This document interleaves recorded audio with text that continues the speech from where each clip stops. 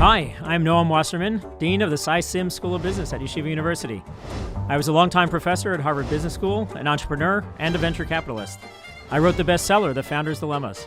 And I'm Charlie Harary. I've been working with companies for over 10 years. And that book, The Founder's Dilemmas, and the challenges faced by the 10,000 founders in it is the basis of this podcast. We are delving into the issues faced by startups to help you avoid the pitfalls that claim so many good companies. Let's get started. Welcome to the Founders Dilemmas podcast. I'm here with Dean Wasserman. We are in a Q&A section, and we get to be able to answer some of your questions. Of course, you could always ask us questions, foundersdilemmaspodcast@gmail.com. I'm Charlie Harary. Dean, great to see you. What do you have for us today? Likewise, Charlie. Great to always see you and have fun with battling back and forth in terms of a bunch of these questions that we have from our listeners. This one comes from someone who supports and guides founders. First, a little bit of a Kara Satov, a little bit of appreciation that he expresses. So we can phrase it in terms of specifically for you, Charlie. If I can take a moment to express my tremendous thanks for your remarkable podcast. I've been listening to the audio version, and it's provided a tremendously helpful lens through which to view many of the situations that I see in my work.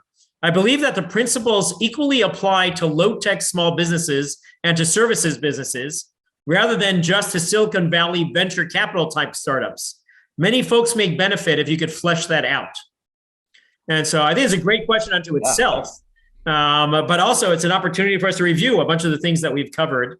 I actually disagree a little bit with the assertion that they apply equally across all the different types of organizations people might start, but we can definitely get into a bunch of things about what is universal, what is idiosyncratic to high potential ventures and other things like that. We might also split it up into for-profit versus nonprofit. In general, what we've been assuming is the for-profit side. But in terms of being able to have the different categories of organizations that have been started, you got for-profit and nonprofit. Within for-profit, we have high potential ventures and lifestyle businesses. We'll also have coming up, by the way, hopefully an episode or two that we might do with a nonprofit founder. And so then we'll be able to really pull apart some of these things. But I would say in general that the first half of the life cycle that we have covered is applicable to almost every new organization. Every founder or entrepreneur, as we called it back then, every potential founder has to go through the same examining whether this is for me, preparing to found, all the things that we covered when it comes to the three circumstances you have to assess. The market circumstances, the career circumstances, the personal circumstances, that any founder, even the founder of a nonprofit, has to decide, is this for me? Is this the right timing for me? Have I set myself up with the skills, the career readiness, and the contacts and things like that went into that examination, the personal readiness and things like that? Those all pretty much apply to just about any founder across any of those types of organizations that we were talking about. Same kind of process, the same kind of approach. The checklist of which skills are you going to need as a founder of any of these organizations. And then if I have the blessing of time, what can I be able to put in place to be able to check off the boxes that are unchecked? All of the preparing to found types of things that we've been talking about, I think would apply across any of those types of organizations.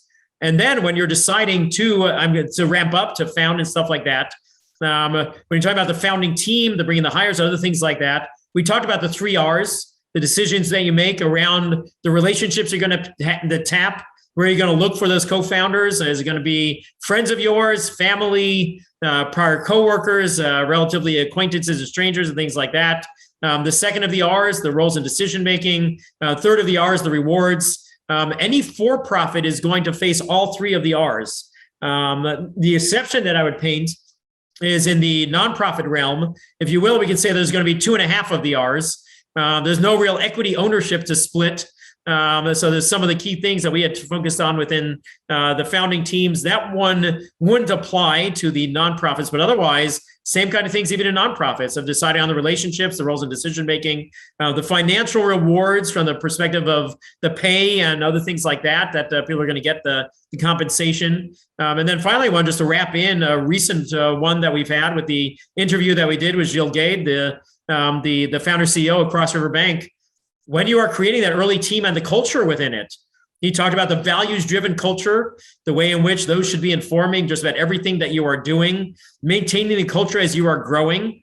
Those, if anything, are going to be more challenging within high potential ventures like Cross River Bank, within nonprofits, within the lifestyle types of businesses, the small businesses, should be even more of a focus on the culture and maintaining it, and not be challenged by the growth side of it. One of the other things that he teed up also within that episode, being innovative where there are constraints. For him, the constraints were regulatory, and he talked about how it was actually pretty much turning it into a strength for them of being able to be an innovative founder within it. That regulation, those constraints, even more so in nonprofits, about the ways in which you might have some of those guardrails, some of the things that are going to be what look to be challenges, but that you could be innovative even in a nonprofit, of being able to find the best way to approach it, to be able to really bring to the market something that is not having the impact on the domains that you want to be able to do within the nonprofit. And so overall, I would say that for that first half of things, those are pretty echoing of universalisms rather than idiosyncratic. We can also get into where the differences start, which is a little bit after that. When it comes to board, investors, exits, and things like that. But to me, that's at least in terms of tackling the first of them, where it applies equally is going to be a lot of the things that we covered with the first half of the life cycle. Yeah, I totally agree. And I feel in many cases what happens sometimes, I'm not saying it's happening here with this listener, we end up, a lot of times when you hear business stuff, you end up attaching the example with the lesson, and then not getting the ultimate lesson, right? And I see this, so you see this everywhere, right? Recently I was in a room and we were having a conversation about the company, and the CEO was basically drawing from the Giants and how the new head coach is reforming, and his entire, so to speak, presentation was about football, which I personally liked, but his ability to extract out the GM and his role, and the head coach and his role, and the coordinators, and how each of the pieces fit in to drive a company forward. In fact, I think it was, is it John Doerr who wrote the book Measure What Matters, which is his introduction to the OKR system. I find an incredible book. Andy Grove, Google. And anyway, he shows the OKR system, which he applied to Google, and he applied to the Gates Foundation. So you've got, your big for-profit and nonprofit. One of his key examples is a football team and how that plays out. And so what's critical when you're hearing these podcasts, or really any podcast, is taking the time to extract out the lesson. And to your point earlier, not only I think this, the 3 R's and other these key issues apply to the tech and low tech, I also think it applies sort of where you are in the cycle of a company or a division.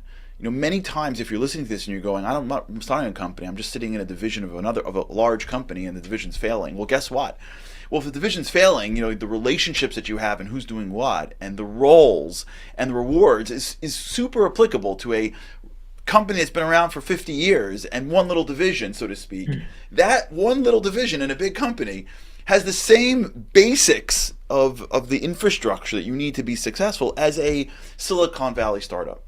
So as you're hearing these lessons, it takes the time to really extract out what's the lesson that's being driven here, and can it apply. And you will see that for much of what we're discussing, although the startup culture and the startup environment sort of leads to more exciting examples, and it's less exciting to talk about sort of the the AP department of a massive real estate company. But guess what? The AP department that's now functioning at a higher level is doing just as much good, if you will, for that larger company than the startup that started an app. And I think that's part of the challenges that we see, is being able for people to take lessons from anywhere in the business world and sort of dust off all the particulars of the example, pull out the lesson, and then see how they can apply it into their business. Yeah, no, so you're exactly right about being able to generalize. It's one of the things that we've tried. Maybe we haven't done enough, but we try to be able to have people see the echoes of these human issues in every walk of life. That founders are human. They have the same biases. They have the same inclinations that all of us have. And what can we learn from how they are able to find sometimes counterintuitive approaches to being able to solve those biases, being able to tune into them, and the other entrepreneurial mindset things that we've been focusing on that apply, as you're saying, in large companies, in teams within them, whether it's that you are starting any of these types of ventures that the listener was asking about.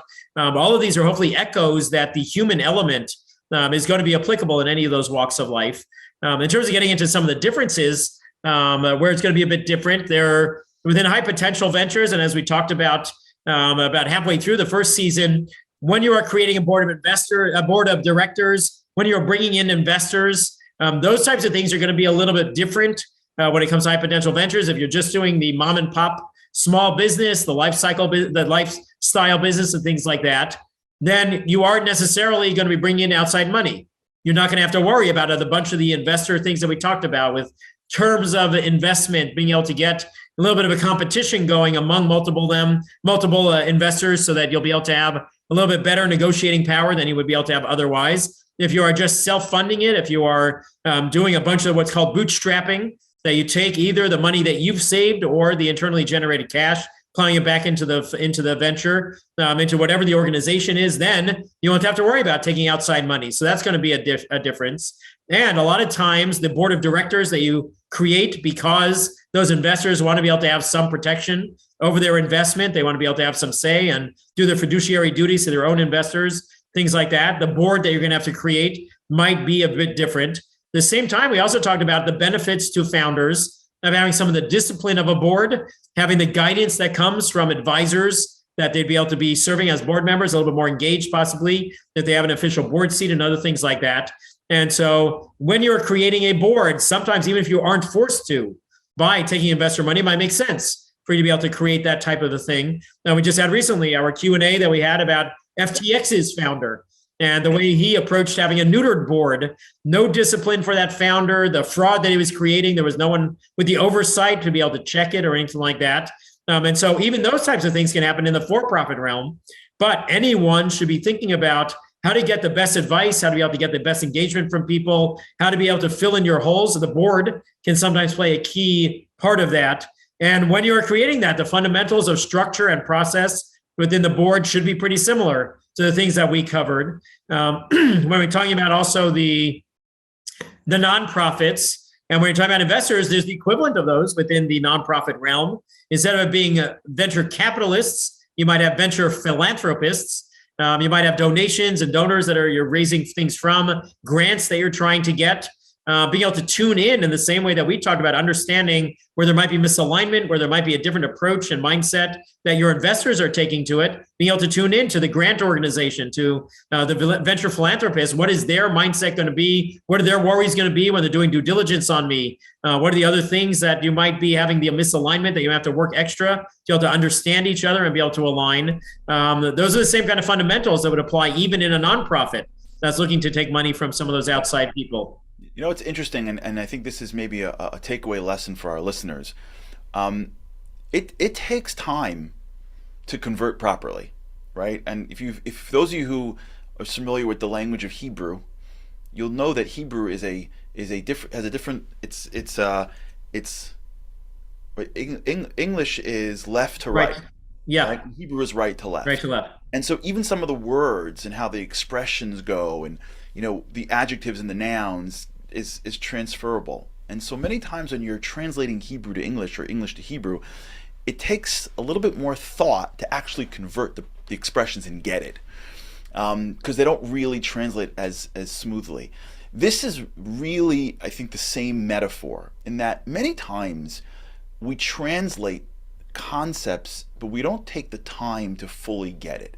So I'll be sitting in a room of a nonprofit, let's say, and someone will be like, well, in the business world, or he knows this stuff because he comes from the business world, or when Elon Musk did, and you'll think through the example, and it doesn't really apply.